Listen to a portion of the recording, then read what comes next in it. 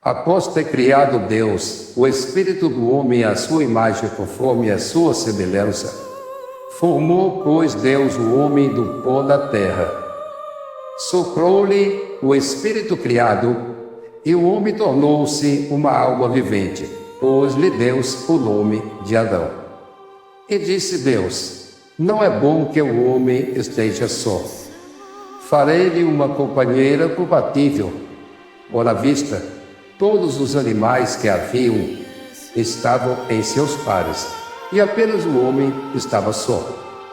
Então Deus deu-lhe um sono profundo, e extraiu-lhe uma de suas costelas, e criou para ele uma esposa. Eles estavam ambos despidos, mas não se envergonhavam disto. Deus deu-lhes a ordem de comer de todos os frutos do jardim, mas de forma explícita, Deus disse que não deveriam tocar no fruto da árvore que está no meio do jardim. E disse Deus mais para os dois: crescei, sede fecundo, multiplicai-vos e enchei a face da terra. Entre todos os animais que o seu Deus havia criado, existia um chamado serpente que era muito astuto, sagaz e sabia como convencer. Provavelmente, ele falava o mesmo idioma que Eva e o seu marido. E disse este animal à mulher: Eva, é verdade que Deus proibiu que vocês comam de todos os frutos do jardim? Certamente Eva estava acostumada com aquele tipo de diálogo, pois prontamente respondeu a serpente: dos frutos das árvores do jardim comeremos, mas do fruto da árvore que está no meio do jardim, disse Deus: não comereis dele, nem nele tocareis, para que não morram. E retrucou-lhe a serpente: certamente não morrereis, porque Deus sabe que no dia em que dele comerdes, se abrirão os vossos olhos e sereis como Deus, sabendo do bem e do mal.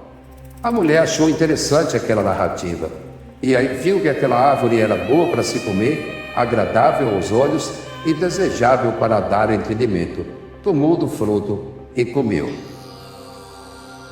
Até aqui, a Escritura Sagrada não mostra Adão presente na cena, mas na sequência mostra sim que Eva foi até o seu marido e deu também a seu marido, que também comeu.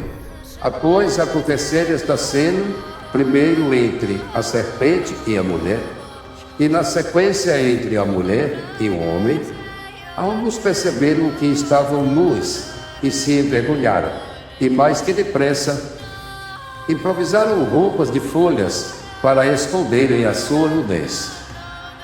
No final da tarde daquele dia, homem e mulher, Adão e Eva, ouviram os passos do Senhor Deus, que caminhava pelo jardim na viração do dia. Eles então esconderam-se por entre as árvores do jardim, porque estavam com medo. Então Deus gritou e perguntou: Adão, onde estás? E Adão respondeu: Senhor, ouvi a sua voz me chamando. Senti medo, porque eu estava nu, então me escondi. Deus então pergunta: quem te mostrou que estavas nu? Acaso comeste do fruto que eu te proibi comer? Adão, por sua vez, tentou esquivar-se da culpa e disse para Deus: a mulher que tu me destes por companheira me deu do fruto, então eu comi. Então Deus virou-se para Eva e disse: por que fizestes isto?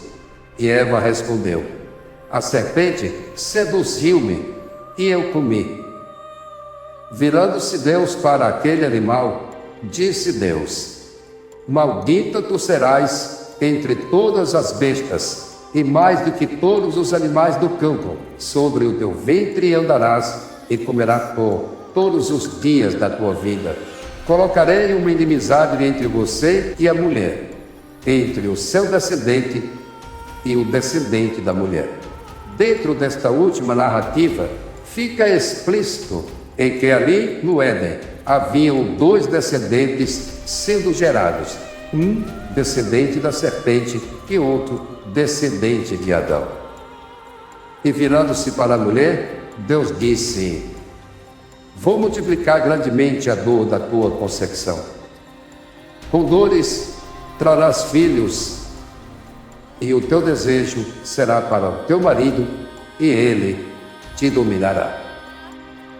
Voltando-se para Adão, disse Deus: porquanto destes ouvido a voz desta mulher, e comeste da árvore que te ordenei, dizendo, não comerás dela, maldita será a terra por causa de ti, com dor comerás dela todos os dias da tua vida, espinhos e cardos também te produzirá, e comerás a erva do campo, no suor de teu rosto comerás o seu pão, até que tu tornes a terra, porque dela fostes tomado, porquanto és pó, e em pó te tornarás.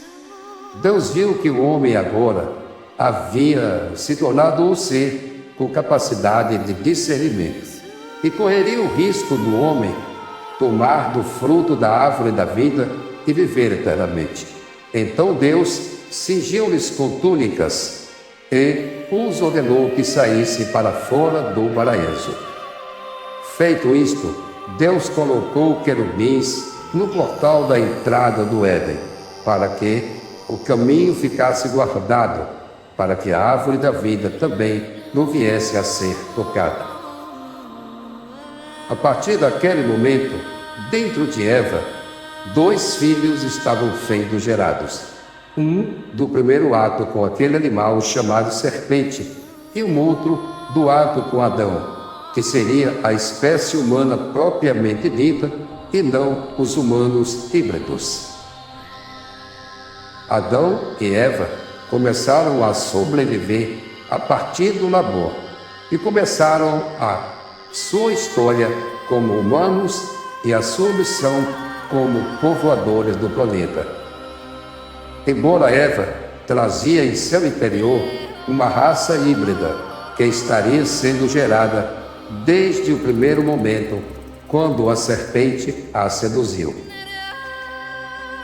O texto bíblico de Gênesis 4 sugere que Caim e Abel, os primeiros filhos de Eva, eram gêmeos, porque na Escritura diz que a mulher concebeu e teve a Caim, e disse: alcancei do Senhor um filho.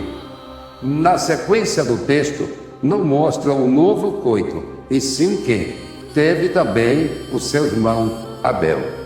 Isso indica que o parto foi simultâneo, sendo que um era filho de Adão e o outro era filho do animal chamado serpente, assim surgindo a herança genérica dos homens híbridos sobre a terra. Segundo o relato bíblico, Abel foi cuidador de ovelhas, tornou-se pastor. Caim, por sua vez, tornou-se lavrador e dedicava-se ao labor diário, seguindo um rumo completamente diferente da escolha de vida do seu irmão Abel. E assim originou-se a história da humanidade, a partir do Éden, a partir da criação até a expulsão do paraíso.